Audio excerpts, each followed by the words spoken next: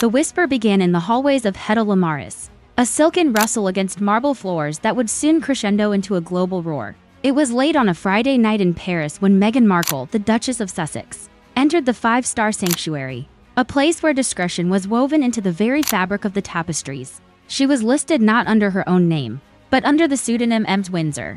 Her arrival timed to the witching hour 11:48 p.m. clad in an oversized trench coat, with sunglasses shielding her eyes despite the darkness. She moved without an entourage. A solitary figure trailed only by two impeccably severe, unmarked suitcases. The scene was a study in controlled secrecy, a portrait of a woman seeking refuge from the unblinking eye of the world.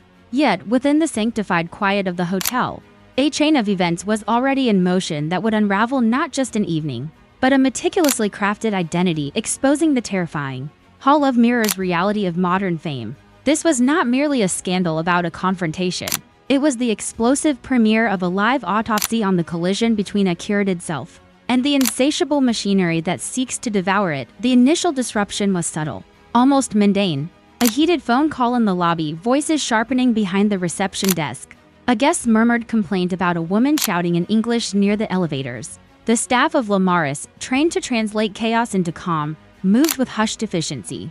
But the disturbance escalated beyond their protocol. From a suite on the 6th floor, the sound of a fierce argument spilled into the hallway, not with staff, but with an unseen companion. A woman's voice, sharp and desperate, tangled with the sound of something shattering. By the time security arrived, a practiced serenity had been restored. Meghan answered the door with a polite, if strained, smile, assured them everything was fine, and requested privacy.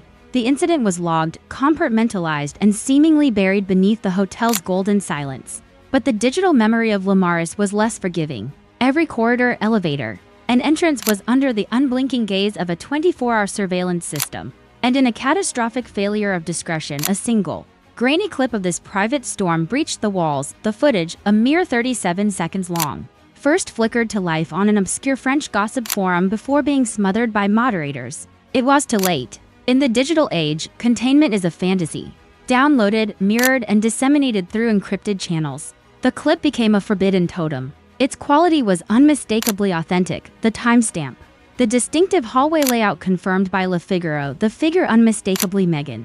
It showed her standing in her suite doorway, phone pressed to her ear, her body coiled with a tension that transcended ordinary anger. Her command, shouted not in rage but in a kind of frantic imperative, echoed chillingly, turn that camera off. Do you hear me? Turn it off now. She gestured wildly off screen, her eyes wide with an emotion that wavered between fury and terror. Then, a shadow moved, the footage jerked, and it ended. That was all the world needed. By sunrise, the clip had metastasized across Twitter, Reddit, and Telegram under the hashtag #HotelTape. French tabloids christened it La Crise de Paris. British outlets called it the Panic at Lamaris. The narrative was set, a duchess, unhinged and alone. But the true scandal was not the outburst. It was the revelation that this moment was merely the tip of an iceberg, and the iceberg was made of lenses.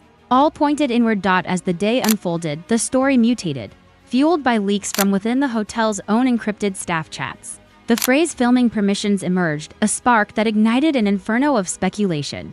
Meghan, it was revealed, had not come to Paris for solitude, but for a shoot. Hours before the confrontation, a small, unmarked film crew had slipped through the hotel's service entrance, laden with equipment branded from her own company, Arkwell Productions. The suite had been transformed into a soundstage, ring lights, a microphone boom, a makeup station by the window framing the Tuileries. The project, codenamed Grace Under Fire, was intended as an intimate visual diary, a raw portrait of a woman reconnecting with her autonomy. However, this vision violated the hotel's core policy against unauthorized filming. When management discovered the clandestine setup and moved to shut it down, the delicate production shattered. Meghan's insistence that she had verbal permission clashed with the hotel's demand for documentation. The resulting standoff birthed the now infamous hallway clip. The cruel irony was exquisite. The camera she screamed to turn off was not the hotel's security system, but her own. She was not a victim of surveillance, but a director losing control of her own set. The global reaction was a symphony of schadenfreude and speculation.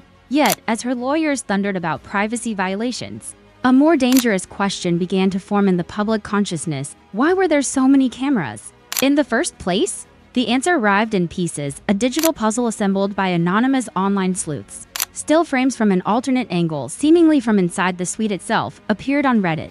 They showed not just film equipment, but Meghan's reflection in a mirror mid-gesture, addressing someone behind a camera. The caption was a seismic shift. She wasn't yelling at hotel security. She was yelling at her crew. The story flipped. This was not an invasion. It was an internal mutiny. The Project Grace Under Fire was now seen not as a documentary, but as a staged reality. A performance of authenticity that had curdled into chaos. A whistleblower from the hotel's maintenance staff added a darker layer, telling the Telegraph of hidden cameras GoPros nestled in flower arrangements behind mirrors placed by Meghan's own team to capture unscripted moments. The pursuit of the real had become a hall of mirrors, each reflection more distorted than the last. The leak source, however, remained a mystery until it led back to the heart of Meghan's own circle. The culprit was identified as Jonas Bell, the freelance cinematographer hired for his skill in varied storytelling. Fired in the aftermath, he retaliated with a digital confession, leaked text messages that painted a scene of surreal chaos. His most damning transcript contained a line from Meghan, relayed by an assistant: "If I break, they need to see it." This was the philosophical core of the scandal laid bare. The breakdown was not an accident. It was a desired climax, a piece of raw data to be captured and curated. Jonas, in an interview with Variety Europe, framed it as a crisis of control. She wanted control. Even her breakdowns had to look beautiful. The public narrative solidified into a chilling archetype, the actress Duchess, forever on camera, for whom even genuine emotion was a scene to be blocked, lit, and captured. The fallout was immediate and severe. Netflix distanced itself from Grace Under Fire. Dior issued a statement about the power of restraint. Meghan retreated into her Montecito estate, a fortress under siege by drones and journalists. The world, it seemed, had reached its verdict, but just as the frenzy began to subside, a new video surfaced, one that changed the emotional calculus entirely. Uploaded anonymously, it was titled "Internal Record June 28th Private Feed." This was no security tape. It was a selfie video, handheld and intimate. Meghan sat on the edge of the hotel bed, robed and barefaced, her eyes holding a world of weary defiance. This was supposed to be empowering, she whispered to the lens, her voice trembling on the edge of control. But they turned it into something else again. "Every time I try to tell my story, someone edits it into a scandal." She spoke of the pressure of being pre-written as a headline. Jonas said, "We needed one scene that felt uncontrolled, something human. But when I lost my temper, suddenly I'm insane." That's what they always do. Take 1 second and build a character out of it. In a final, haunting murmur caught by the microphone, she said, "Maybe they're right. Maybe I am the story now." This clip sparked not ridicule, but a wave of uneasy sympathy. It revealed not a manipulator, but a hauntingly self-aware woman trapped in the funhouse of her own narrative. Yet, forensic analysts discovered a fatal flaw. The field's metadata traced its upload not to Paris, but to Montecito weeks later. Had it been leaked or strategically released? The question resurrected the specter of manipulation, leaving the public torn between pity and suspicion. The deepest mystery, however, remained unsolved: the 5 missing minutes. French investigators, poring over the hotel's digital archives, found a precise surgical deletion from the security footage, the exact window from 12:04 to 12:09 a.m., moments after the hallway confrontation. The log showed the access came from a temporary staff badge assigned to Meghan's own assistant, Eva Coburn. The implication was staggering. The cover-up was internal. Then Eva vanished. Her Santa Barbara apartment was empty, her car abandoned. Her last trace was an encrypted email from Zurich containing a single, cryptic line: "Tell her I didn't betray her.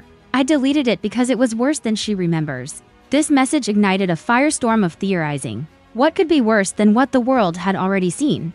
The missing fragment became the holy grail of the scandal.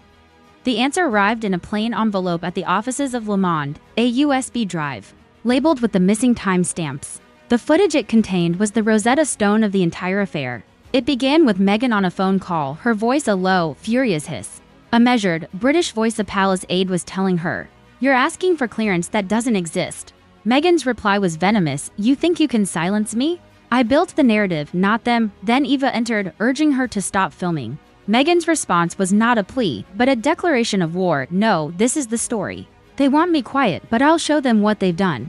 She looked directly into her own camera's lens, a queen on a barren stage. "Turn that camera off?" "No, the world's been filming me for years. It's my turn now." She held the gaze, a profound and terrifying challenge, before reaching out and covering the lens, plunging the frame into darkness. This was not a breakdown. It was a manifesto. It revealed the confrontation as a deliberate, angry performance for her own archive. A moment of reclaiming agency by weaponizing the very act of being watched.